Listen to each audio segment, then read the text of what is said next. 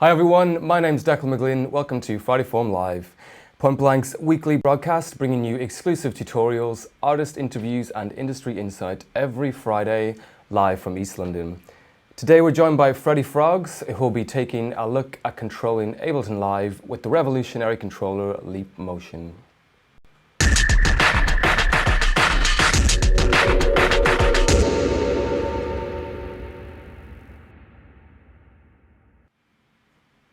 So today we're going to check out Leap Motion, which is a hands-free interface device that can control almost anything by waving your fingers, hands, and sometimes arms.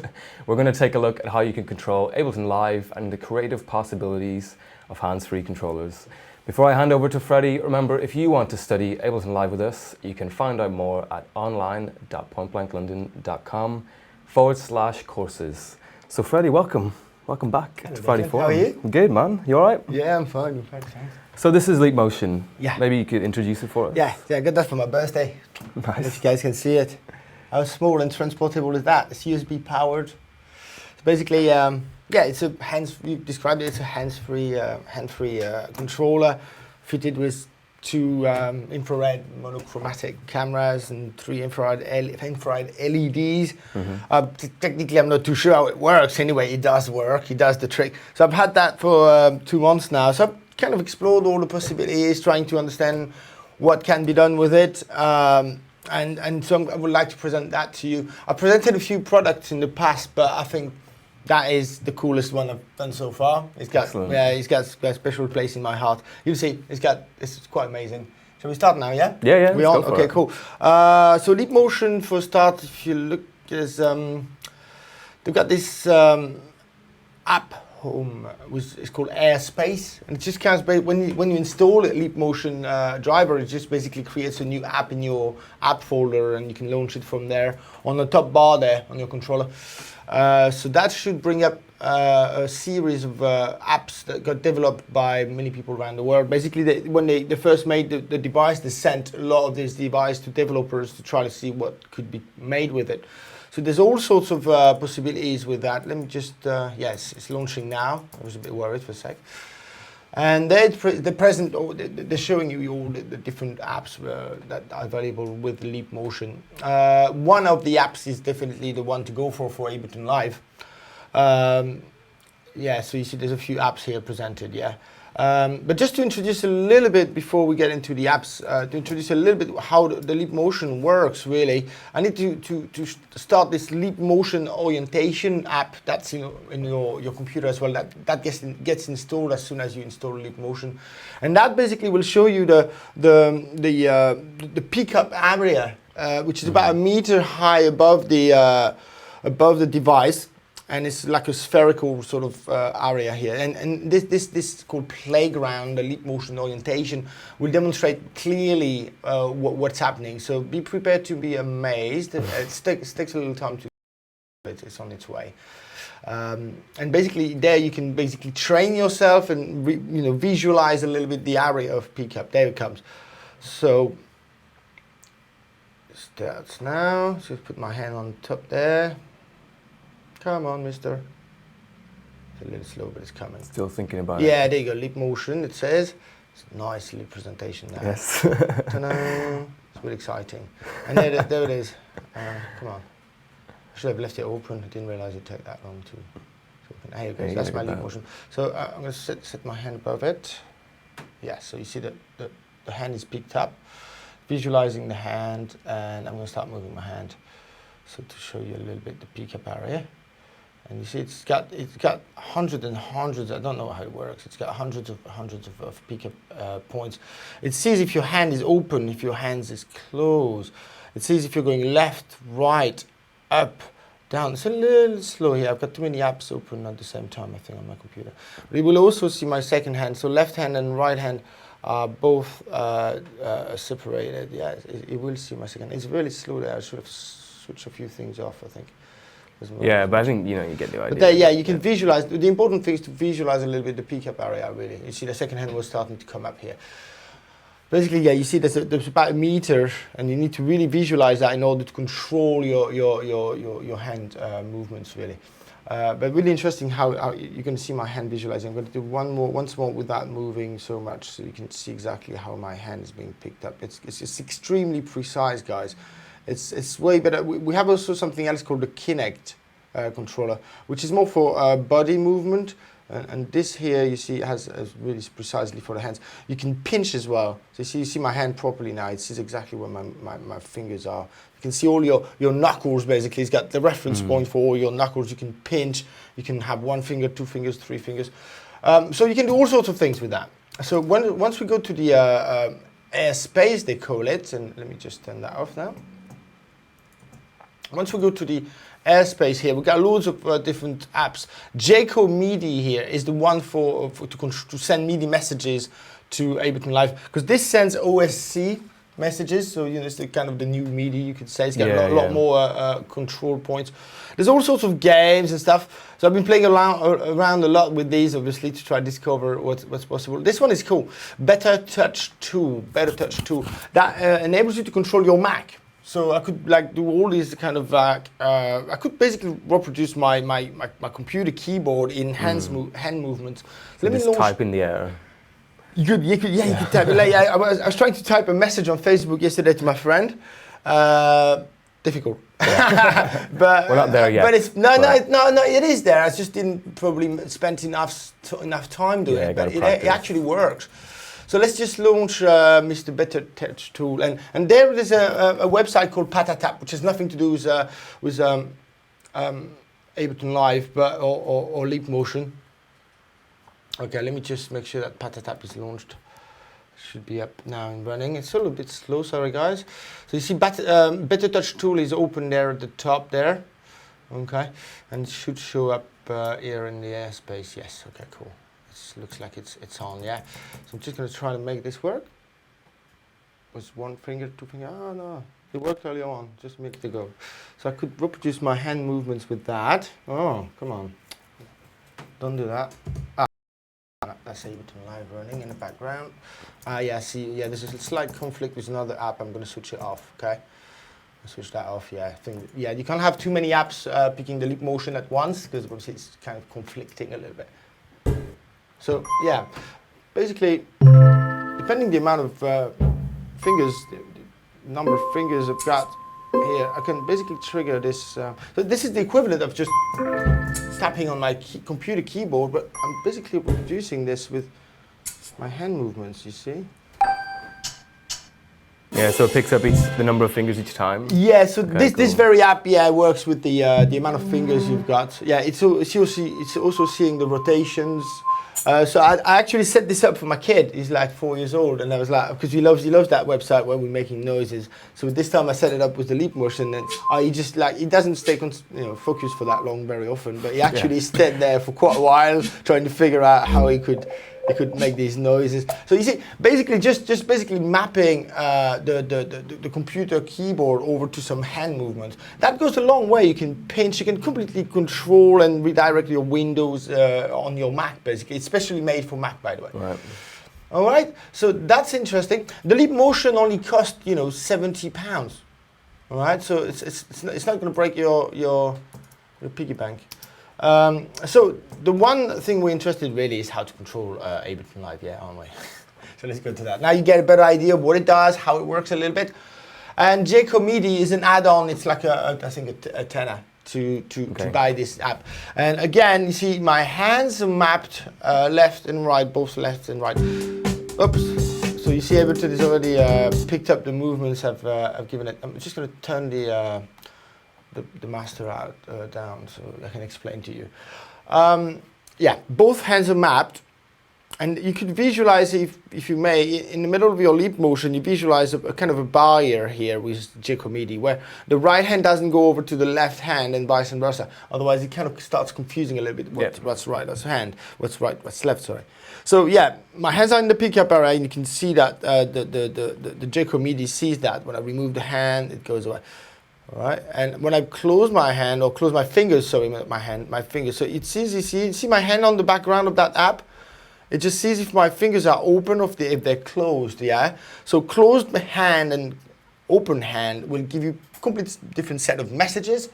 That's left hand and right hand. So it says up and down. It says left and right. It says forward, backwards. It says, what did they call it? The spin, the pitch, yeah, the spin. This one is called spin. You see when I'm spinning my hand left like this. And it also see the pitch inclination like so. Yeah, and it's also seeing the speed of my movement, etc. All that for right hand, left hand, open hand, and back and closed hand. Yeah. So that the amount of messages is pretty mad. So what I've constructed here is a bit of a template with JCO MIDI. Well, it's super simple to set up. I mean, you just basically, let's do an experiment here. Look, back and forth distance. Let's just solo that. There's a solo switch here. So all the other messages are cut off. It's really important to do that when you're mapping it. Otherwise, you know, the controller is sending like hundreds of messages at once. It's really hard to pinpoint the one you're trying to map. So for example, closed right hand force and back and forth distance. I can set up a MIDI message for it. Okay, so right here, just as many, you know, as you get 127 obviously of these messages available. The output channel as well, so 16 channel, you'll know that, yeah. Channel is at the top, there. The MIDI message is just underneath. So let's go to, I don't know, 26. I don't think I'm using that yet. That's the CC number. Yeah, that is just basically its ID really. Yeah. Okay. And then you could offset the data so you don't start at 0. You could set that what is the rest value. So does it go back to 0 when you're not using that message, or does it stay around? You know, whatever message is easier for you. There's an advanced box here as well, which is amazing. You can set up the attack speed. So basically, does it react immediately to that message, or does it kind of like glides it in? Does it stop responding to that message straight away, or does it fade it out slowly? That's the release. The scale as well. I mean, you can really sort of like shape the message to the controller you're trying to map in Ableton Live. So it's great versatile, like super. So yeah, I've got this. I think it was this one, wasn't it? So back and forth distance. Does it see it now? It's got to be that one. And you see, every time you do one of the movements, these squares light up, okay? Light up, and I'll show you. See, so this one there, I'm going to show you with my mouse. This guy here, I think is the back and forth. I'm not actually using the back and forth very much because I didn't find it very easy to set up. But that's it. MIDI message is determined. You solo that. You go to Ableton Live, and automatically, let's just leave it on. Go back to live now. Stop that. And if you wanted to map that, obviously MIDI map mode in live, and that's it. I'm just going to select anything. You see, that's it. The messages came up. This is number 26, channel 1. Remember that's the one I actually mapped just now. Really simple, straightforward, isn't it? It's a really easy interface, JCO MIDI. Really easy to use. Cool. So what can you do with that, really? So what I've got here to demonstrate, I scratched my head quite a lot on that, trying to make it as usable, as practical as possible. Exactly, because you don't want to confuse. The message can be confused quite easily. You end up stopping something you meant to play, and you want to make it all about control. So I'm not using all the messages. It's too many available. So I just choose the distance, left, right, up and down, inclination, pitch, and that's it. And rotation to the side as well. So 7 or 8 movements per hand, and per closed or open hand. It's a performance, to me it's a performance, mostly a performance tool. Apart from controlling my Mac really, which would be, which is possible, in the studio, I would not really use it as a production tool. It's a bit confusing, you see, but as a performance tool, see some videos on the internet, and please do and go and check and Google that. Some of the performance you see with Leap Motion are just staggering. It's just amazing.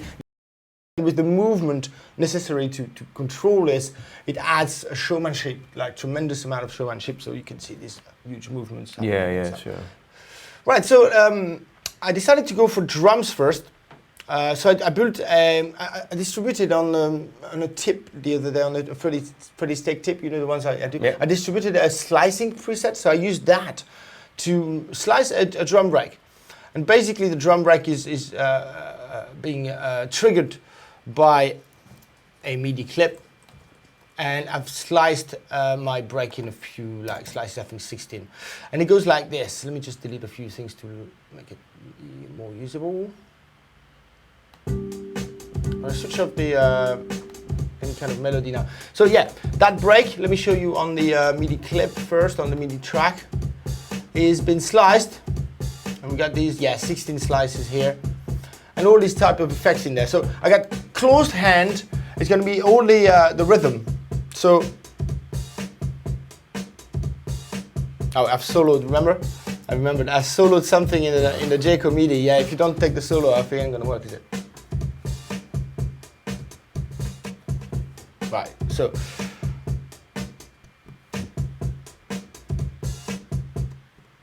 That's like a beat repeat. So first I've got the length of the slices.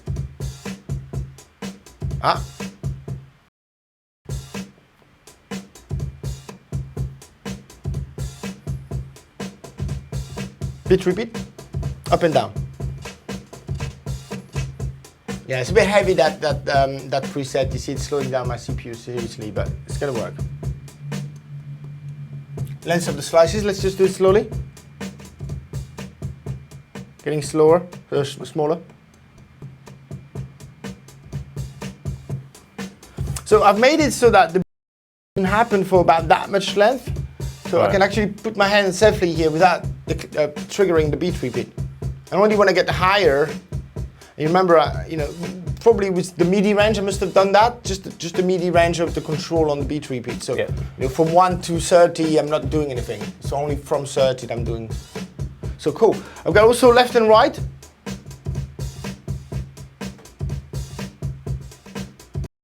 A little bit like a beat repeat, but it's not. It's a MIDI echo. You remember that Max for Live device that came up on Live 9? MIDI echo. That way, placing a MIDI echo in front of each slice, you can basically repeat the slice like a delay would be an audio delay, but it's a MIDI delay.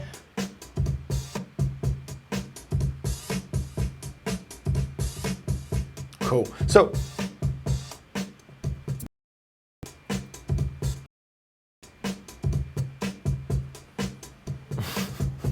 it looks great as well. It does. It has a look. It has a certain special look to it. I've got also the pitch inclination. I think I've an actual audio delay this time. Right.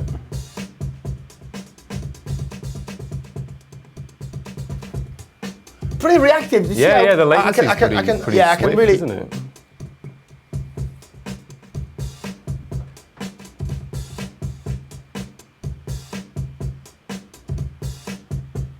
Yeah, so really.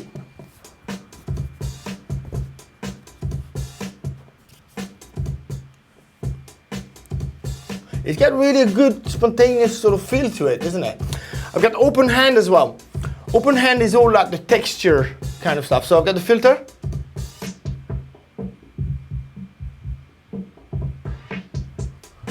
Super reactive.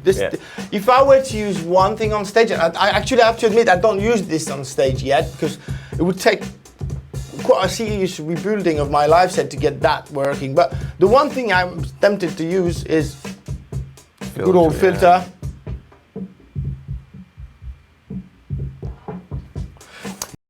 Up and down open hand creates a little bit of like a pitch glide.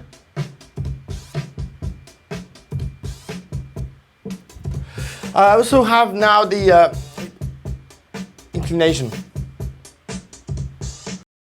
up. If I move right and left,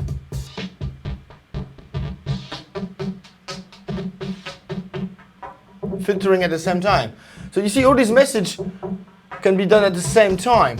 Even though my hand is inclinated, it sees my pitch movement. Yeah. So both of them. So if you close the hand, select a message, like a beat repeat, open the hand, It changes it. It straight away sees that and moves. So you can completely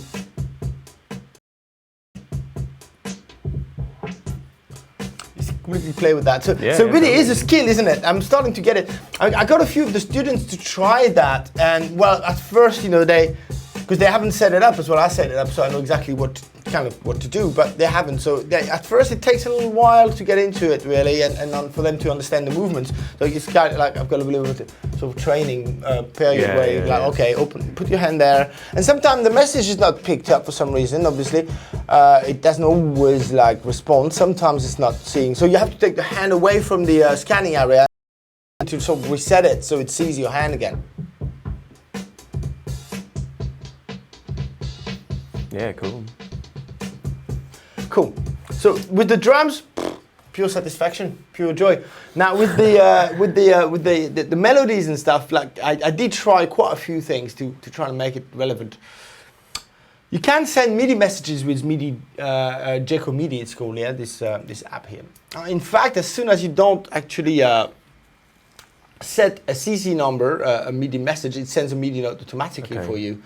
However, as your hand is moving, it sends a continuous repeating MIDI note, and I just didn't find a way to stop that from happening. So I decided to go instead with the kind of MIDI clip, sending a MIDI note, and that's what I'm controlling. I'm controlling a MIDI clip. For example, a single note like this one sent from a MIDI clip, whatever it is, G, yeah? And I should start this up now. So it's just a repeating note. I've got the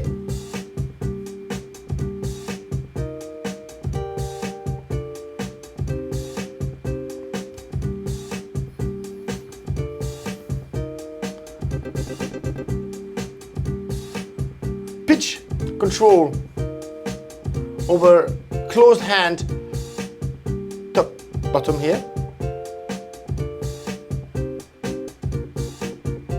So you could scale that into the key of your track, and then just go crazy. I've scaled it. I know your secrets. It's really precise. It's worked really hard to know. Like could have said that. It's like a digital theremin. No, I've got a little scale plugin, obviously. Upper jaded. Left and right, upperjation, yeah. Filtering on the pitch, classic. I think a lot of people would, and the logical thing to do, and I didn't do that because it seems quite easy to do, is having loads of delays and time-based effect to your leap motion. But I wanted to go a little bit different, which I thought it'd be the classic thing to do.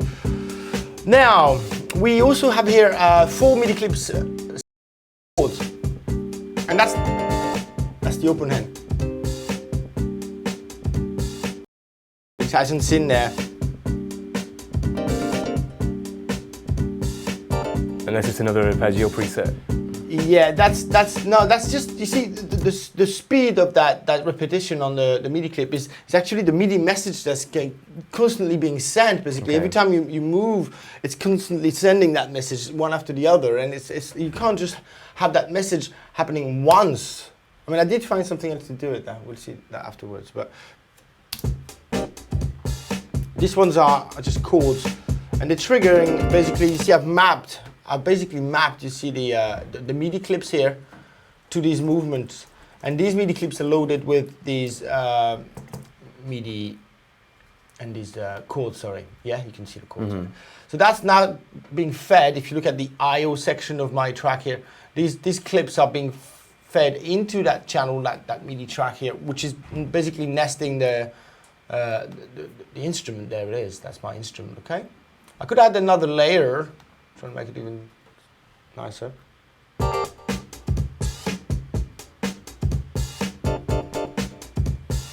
quite like the feel of these chords.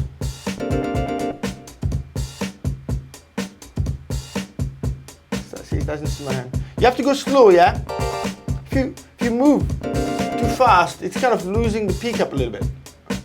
Don't get too excited. Yeah, don't get too excited. Yeah, my kid was going. Yeah. And like, no, this doesn't work. Just go slow. But see, gotta pick up. Let's see here. See, sometimes also be aware that the light, the environment you're in, may also sometimes disturb a little bit the infrared camera. Yeah, so if you're performing on stage and there's flashing lights and strobes and stuff. Yeah. You gotta make sure you check it in sound Yeah, check. it's slightly better in a darker environment. Okay, cool.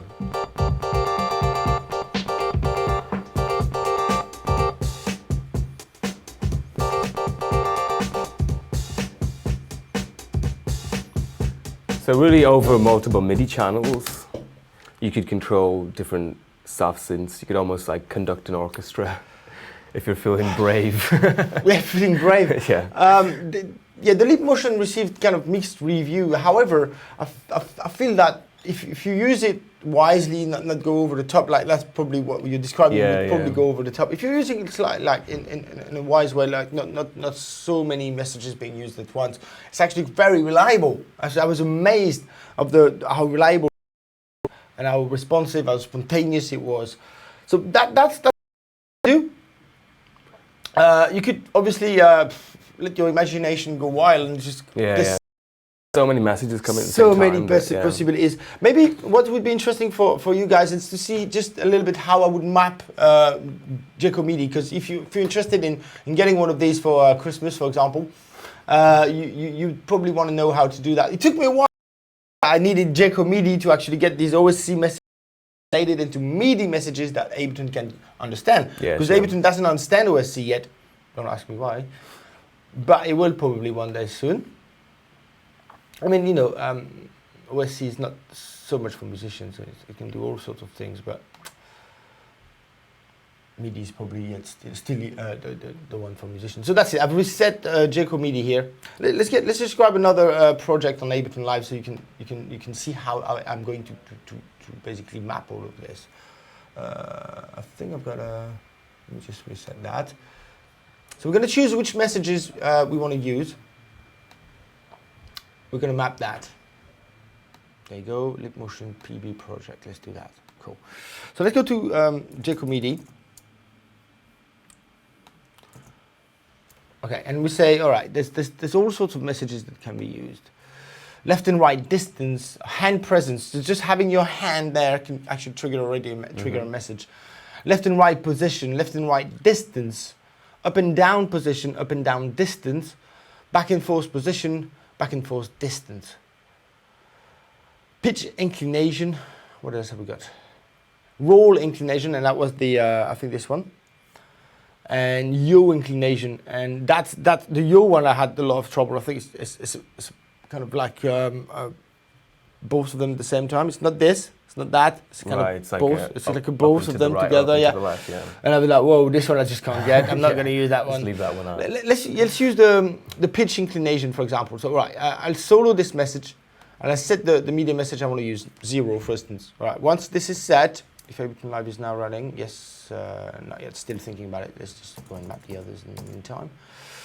And we also use maybe the open hand. So that was the closed hand you see here. Closed right hand, closed left. All right, I'll leave that on solo for now because I will map it first. You can also, by the way, customize what you see on Giacometti. So do you want to see your grid lines? See, it's taking the grid off there. You can really customize how you see that. It's quite cool. Data input, data output. So the data input and data output, don't know if you saw that earlier on, but you see this blue message here at the bottom here. See, that's the value I'm sending. Yeah. Oh, there you go. There you go. That's the one. Yeah. You see. So that's the value I'm sending. It's really precise, isn't it? Look at that. And also, as I said, you know, it's also the top right corner here. It's also, you know, highlighting in blue the message that it's receiving, and the lightness of the blue, like, or the gray, you know, reflects also the strength of the message again. Yeah, so you can really what you want to see, data output, data input is quite cool. You can just showing your hands, quite like that. It's just going to take everything off. And you end up just with your hands with it. You can really see what your hand messages are. So you can customize everything like that. It still seems, even though we've had things like the week and It's interesting you should talk about the Wii. Yeah. It still seems really futuristic to look to just watch someone waving their arms around. Yeah, it's yeah, you're right. It's very valuable what you just said. Yeah, we did a lot of work on the Wii with the students here and as a performance tool. And yeah, I did always find it very hard to use because it had that jiggering sort of like thing, and you couldn't really hold it still, could you? This is perfect. However, in your studio as a production tool, I mean, having it right there in the middle would be a bit dangerous because you always have your hands passing above it, so you probably will have it in the corner there, and every time you want to do a specific sort of OSX kind of message, you go. Yeah, I think sort of thing. That could be cool. I think from the studio perspective, what would be cool is if you're running a riff that you've made, and you just map it to maybe cut off, attack, decay, sustain, release.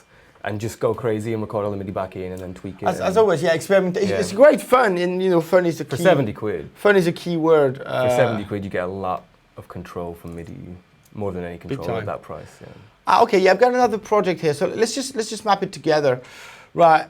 I've got this again. This let's just undo the mapping here. I got this kind of like slice to MIDI rack here. Okay, and basically, yeah. Just let's map the first one, so that would be, let's say, the loop here. Okay, and I remember I soloed one of the messages, I think, yeah? Even two, maybe. What we got here? Nothing's soloed now. You see, I did it without soloing. I should really solo. You really should solo, yeah, when you're mapping. It's going to do your head in. It did. Yeah, otherwise it's going to keep overriding it's constantly overriding the messages. There you go, 1-1. Okay, and as simple as that, really. Let's solo this guy now. So roll inclination, let's do that to, I don't know, to swing for instance. No, it's not seeing it. Let me do this again. Yeah, you constantly have to go back and forth between the app. Inclination is probably something else than now. Maybe I'm wrong. See. Still trying to figure out. There's so many messages in there. It's really hard to get it all right. Let me just get another message here. Cool. Not seeing that one again. Yeah, it's been a lot of like back and forth between these two. Let's just solo these two now. See if that works better. Yeah.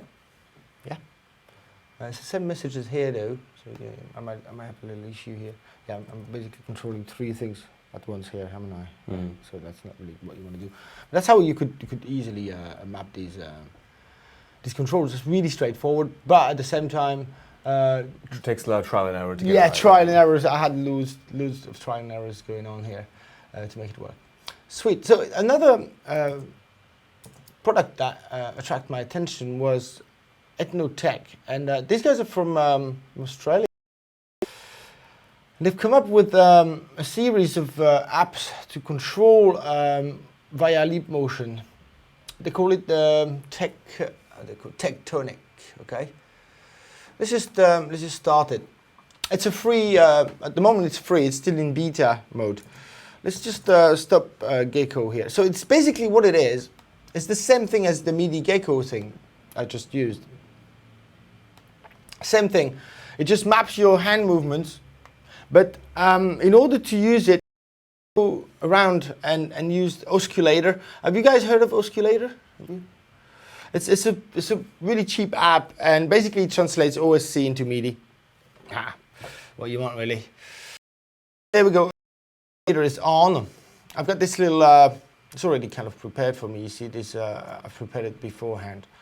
And basically, it's translating which message from receiving from Tectonic and determines the value here in MIDI. Okay, so yeah, they have different.